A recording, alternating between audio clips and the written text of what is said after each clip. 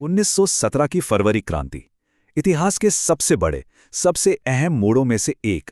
ये बस एक विद्रोह नहीं था, बल्कि ये वो पहली चिंगारी थी जिसने सदियों पुराने रूसी साम्राज्य को जलाकर राख कर दिया और पूरी दुनिया का नक्शा ही बदल दिया।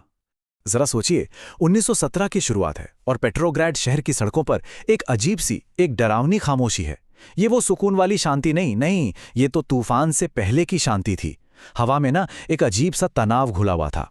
लोगों के चेहरों पर भूख थी, चिंता थी, और हर किसी को अंदर ही अंदर ये एहसास हो रहा था कि कुछ कुछ बहुत बड़ा होने वाला है।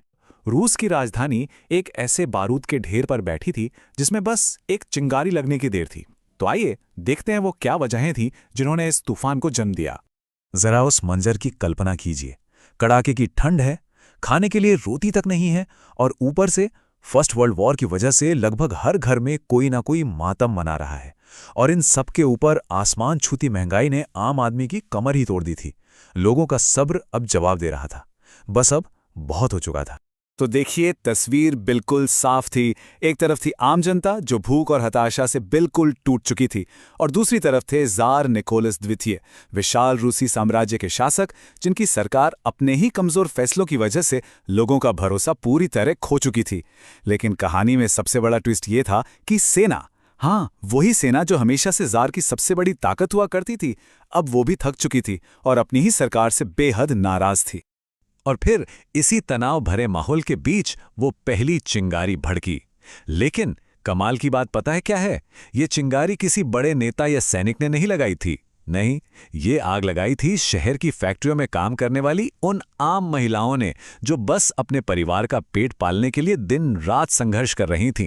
उन फैक्ट्रियों के अंदर के हालात बहुत ही ज्यादा खराब थे। मजदूरों से घंटों घंटों काम लिया जाता, लेकिन बदले में ना तो सही तनख्वाह मिलती थी और ना ही रहने की कोई ठीक ठाक जगह। इस घुटन भरे माहौल में गुस्सा अंदर ही अंदर सुलग रहा था। और फिर जो हुआ वो बहुत तेजी से हुआ। रोटी की कमी से परेशान होकर कुछ महिला मजदूरों ने हड़ताल कर दी। उन्होंने अपने साथ काम करने वाले बाकी मजदूरों से भी साथ आने की अपील की। और फिर तो देखते ही देखते एक छोटी सी हड़ताल ने पूरे शहर को अपनी चपेट में ले लिया। और इन प्रदर्शनकारियों के नारे बहुत सीधे और एकदम साफ थे। उनकी मांगें बस दो थीं, पेट भरने के लिए रोटी और इस भयानक युद्ध का अंत। इन दो नारों में ही उस वक्त के हर आम इंसान का दर्द, उसका गुस्सा, सब कुछ छिपा हुआ था। अब कहानी में वो मोड़ आता है जिसने सब कुछ पलट कर रख दिया। ज़ार की आखिरी उम्मीद, उनकी अपनी सेना, अब बिखरने वाली थी। जब विरोध बहुत ज्यादा बढ़ गया तो ज़ार निकोलस द्वितीय ने सेना को एक सीधा आदेश दिया, प्रदर्शनकारियों को कुचल दो, किसी भी कीमत पर इस आंदोलन को खत्म कर दो। ये एक साफ और बेहद क्रूर आदेश था। लेकिन हुआ वो जिसकी किसी को भी उम्मीद नहीं थी। सेना के कई सिपाही खुद किसान परिवारों से आते थे। वो सड़क पर उतरे लोगों का दर्द अच्छी तरह समझते थे, और उन्होंने अपने ही लोगों पर गोली चलाने से साफ इनकार कर दिया। बस यही वो पल था जब ज़ार की सत्ता की नींव हिल गई। उनकी अपनी ही सेना उनके खिलाफ जा खड़ी हुई थी। एक सैनिक का अपनी बंदूक नीचे रखकर ये कहना कि मैं भी तुम्हारे साथ हूं, ये सिर्फ एक छोटी सी घटना नहीं थी। नहीं, ये एक प्रतीक बन गया। इस बात का प्रतीक कि अब सत्ता का डर लोगों के दिलों से निकल चुका था और क्रांति की आग और भी ज्यादा भड़क चुकी थी। सैनिकों का साथ मिलते ही ये विरोध सिर्फ एक विरोध नहीं रहा, ये एक जन आंदोलन बन गया। एक ऐसी लहर जिसे अब रोक पाना नामुमकिन था। शहर की हर गली, हर चौराहा अब क्रांति का मैदान बन चुका था। अब ये सिर्फ मजदूरों का आंदोलन नहीं था। इसमें छात्र शामिल हो गए, लेखक आ गए, बुद्धिजीवी और तो और कुछ राजनेता भी अब खुलकर बदलाव की मांग करने लगे थे। मतलब पूरा का पूरा समाज ज़ार के खिलाफ एक साथ खड़ा हो गया था। और उधर शाही महल में क्या हो रहा था? ज़ार निकोलस द्वितीय पूरी तरह से बेबस थे। सत्ता उनके हाथ से रेत की तरह फिसलती जा रही थी। तो आखिर वो क्या था जिसने इतने बड़े साम्राज्य को हिलाकर रख दिया? देखिए, तीन मुख्य बातें थीं। एक, ज़ार की कमजोरी, दो, जनता की भूख, और तीन, सेना का विद्रोह। जब ये तीनों चीजें एक साथ आ मिलीं तो एक ऐसा धमाका हुआ जिसने रूसी साम्राज्य की नींव ही हिला डाली। ये जो शब्द है ना, ये किसी जनरल या नेता के नहीं हैं। ये आवाज़ है एक आम महिला मजदूर की, जो उन लाखों लोगों में से एक थीं जो भूख और हताशा से तंग आ चुके थे। सीन है पेट्रोग्राड का, साल 1917। हवा में मार्च की वो चुभने वाली ठंड थी, लेकिन शहर की सड़कों पर वहां एक अलग ही गर्मी महसूस हो रही थी। ये गर्मी रोटी की लाइनों में होती कानाफूसी में सुनाई देती थी, बर्फीले कारखानों में सुलगती दिखती थी। हर तरफ, मतलब हर तरफ, विरोध और उम्मीद की एक नई लहर दौड़ रही थी। शहर एक बहुत बड़े, एक निर्णायक मोड़ पर आ खड़ा हुआ था। लेकिन क्या ये लड़ाई सिर्फ पेट भरने की थी? नहीं, बिल्कुल नहीं। ये शुरू तो हुई रोटी दो की मांग से, पर बहुत जल्द ये युद्ध बंद करो के नारों में बदल गई। और आखिर में ये एक सीधी राजनीतिक चुनौती बन गई, जार की सत्ता जाए। मतलब साफ था, लोग अब सिर्फ छोटे मोटे सुधार नहीं चाहते थे, वो पूरे सिस्टम को ही उखाड़ फेंकना चाहते थे। अब जैसे जैसे लोगों की भीड़ बढ़ती गई, जो राजनीतिक पार्टियां थीं, जैसे सोशलिस्ट, मेंशेविक और बोल्शेविक, वो भी हरकत में आ गई। उन्होंने इस भीड़ को एक दिशा देने के लिए कमान संभाली।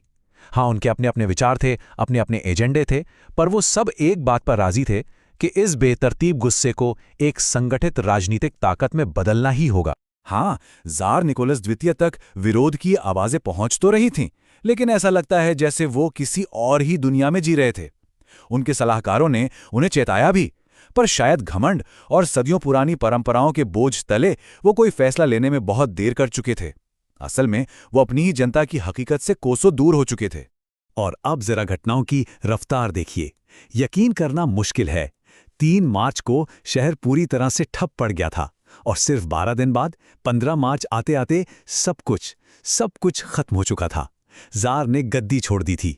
इससे क्या पता चलता है? यही कि जब जनता और फौज एक हो जाए तो बड़े से बड़ा साम्राज्य भी कितनी तेजी से ढह सकता है। 300 ये सिर्फ एक नंबर नहीं है, ये एक पूरे युग का अंत था। ये रोमानो वंश के 300 साल के लगातार चले आ रहे शासन का अंत था। तो ठीक है, जार तो चला गया, लेकिन अब आगे क्या? जैसे ही जीत का जश्न थमा, एक बहुत बड़ी और गंभीर हकीकत सामने आकर खड़ी हो गई, एक नए देश को बनाने की जबरदस्त चुनौती। देखिए, जार के जाने से सत्ता में एक बहुत बड़ा खालीपन आ गया था, एक वैक्यूम। और इस खालीपन को भरने के लिए कोई एक ताकत नहीं, बल्कि दो ताकतें एक दूसरे के मुकाबले में खड़ी हो गईं। ये जो दोहरी शक्ति थी ना, इसी ने रूस का भविष्य तय करना था। तो एक तरफ थी ड्यूमा के सदस्यों वाली प्रोविजनल गवर्नमेंट, यानी अस्थायी सरकार, जो रूस में लोकतंत्र लाना चाहती थी, और दूसरी तरफ थी मजदूरों और सैनिकों की सोवियत, जिनकी सबसे बड़ी चिंता अपने अधिकारों को बचाना था। इन दोनों के बीच का रिश्ता बड़ा अजीब था। कभी ये साथ मिलकर काम करते, तो कभी खुलकर एक दूसरे के खिलाफ खड़े हो जाते। और हाँ, ये याद रखना भी बहुत जरूरी है कि जार के जाने से सारी समस्याएं जादू की तरह खत्म नहीं हो गईं। पहला विश्व युद्ध अभी भी चल रहा था, देश में पैसों की भारी तंगी थी, लोग भूखे मर रहे थे, और राजनीतिक अस्थिरता तो हर तरफ थी ही। मतलब क्रांति ने सिर्फ लड़ाई का मैदान बदला था, लड़ाई अभी खत्म नहीं हुई थी। तो इतिहास का रुख तो यकीनन बदल चुका था। रोमानोव शासन का 300 साल पुराना किला ढह चुका था। लेकिन सबसे बड़ा सवाल अब भी बाकी था। क्या एक क्रांति काफी थी, या फिर रूस एक इससे भी बड़े, इससे भी ज्यादा खूनी और एक ऐसे निर्णायक संघर्ष की तरफ बढ़ रहा था जो पूरी दुनिया को हिलाकर रख देने वाला था? हुआ ये कि जुलाई 1917 में एक अस्थायी सरकार तो बनी, लेकिन वो बहुत कमजोर थी, आपस में ही बटी हुई थी। और उसकी सबसे बड़ी नाकामी ये थी कि वो आम लोगों की जो बुनियादी ज़रूरतें थी ना, उन्हें समझने में, उन्हें पूरा करने में पूरी तरह फेल हो गई। और सरकार की सबसे बड़ी गलती, पहले विश्व युद्ध को जारी रखने का फैसला। बस इस एक फैसले ने लोगों के गुस्से की आग में जैसे घी डाल दिया। महंगाई आसमान पर थी, खाने को रोटी नहीं थी, और देश का हर सिस्टम मानो ठप पड़ गया था। और इसी हताशा के माहौल से एक बहुत ही शक्तिशाली नारा निकला, रोटी, जमीन और शांति।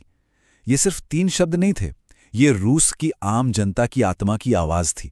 उन्हें और कुछ नहीं चाहिए था, बस खाने के लिए रोटी, अपनी जमीन और इस खत्म ना होने वाले युद्ध से शांति। और देखिए, जब भी कोई मौजूदा सिस्टम लोगों की उम्मीदें तोड़ता है ना, तो लोग एक नए विकल्प की तरफ देखते हैं। रूस में वो विकल्प बनकर उभरे व्लादिमीर लेनिन और उनकी बोल्शेविक पार्टी। जहां एक तरफ चारों ओर अफरा तफरी और कंफ्यूजन था, वहीं लेनिन और बोल्शेविकों ने भविष्य के लिए एक बिल्कुल साफ, एकदम टू द पॉइंट प्लान पेश किया। लेनिन की कामयाबी का राज उनके 3 वादों में छिपा था, जो सीधे लोगों की मांगों से जुड़ते थे। पहला, युद्ध को फौरन खत्म किया जाएगा। दूसरा, जमीन किसानों में फिर से बांटी जाएगी। और तीसरा, सबसे जरूरी, सारी सत्ता मजदूरों और सैनिकों के हाथ में होगी। ये बातें लोगों की तकलीफ का सीधा इलाज थी। उनका नारा सिर्फ वादा नहीं था, बल्कि एक एक्शन प्लान था। कोई अगर मगर नहीं, शांति अभी, जमीन किसानों को, सत्ता मजदूरों को। यह संदेश इतना सीधा और असरदार था कि जंगल की आग की तरह पूरे रूस में फैल गया। तो जब आपके पास एक साफ संदेश हो और एक मजबूत प्लान, तो नतीजा क्या होता है?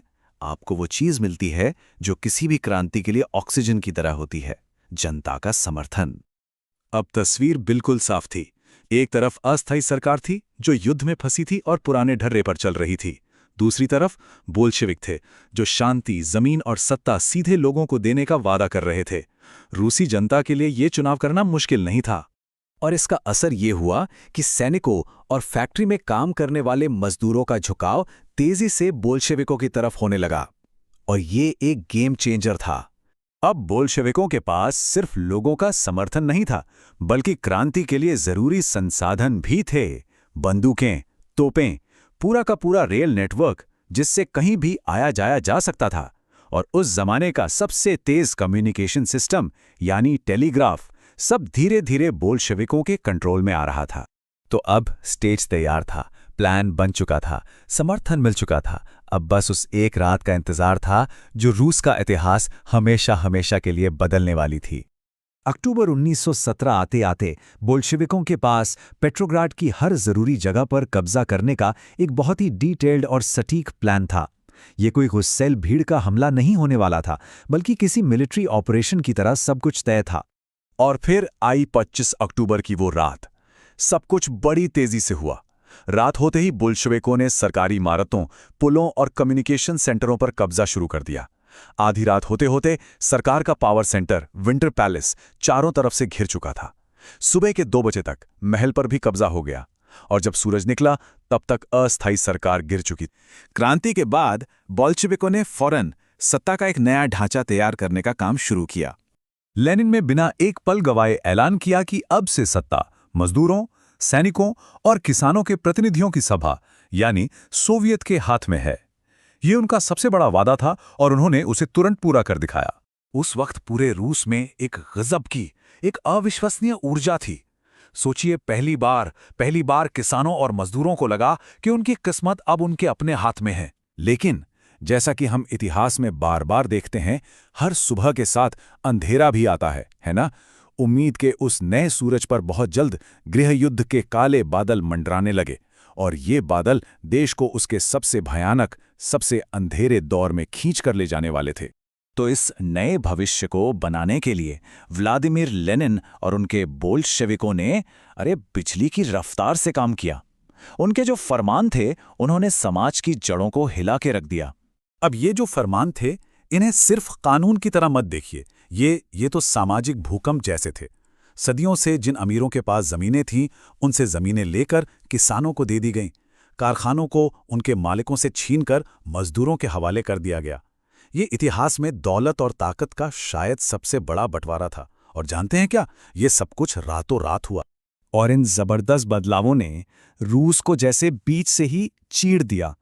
एक तरफ थे रेड्स, जो अपनी इस नई दुनिया के लिए जान देने को तैयार थे, और दूसरी तरफ थे वाइट्स, जो किसी भी कीमत पर पुरानी दुनिया वापस चाहते थे। तो बस स्टेज तैयार हो चुका था, एक ऐसे युद्ध के लिए जहां भाई ही भाई का दुश्मन था।